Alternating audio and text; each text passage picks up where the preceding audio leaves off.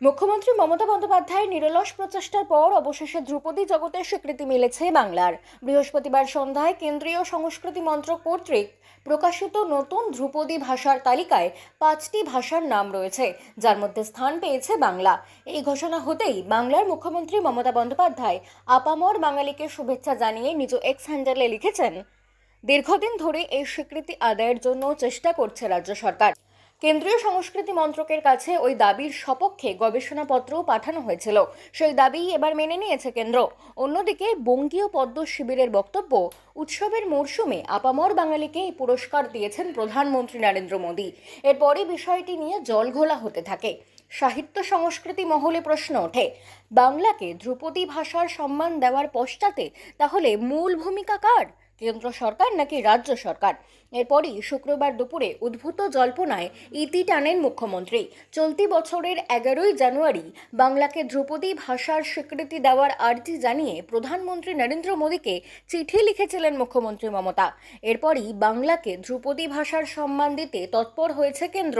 এ প্রসঙ্গে একডালিয়া এভারগ্রিনের দুর্গাপুজোর উদ্বোধন থেকে শুক্রবার কি বললেন মুখ্যমন্ত্রী, তা শুনুন বিস্তারিত। খুশি কালকে বাংলাকে ক্লাসিক্যাল ল্যাঙ্গুয়েজ হিসেবে, ধ্রুপদী ভাষা হিসেবে কালকে প্রথম স্বীকৃতি দেওয়া হলো।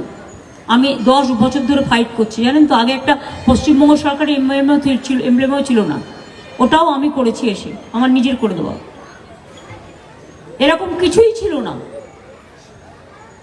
এবং এটা নিয়ে কেউ কোনোদিন বলেও নি।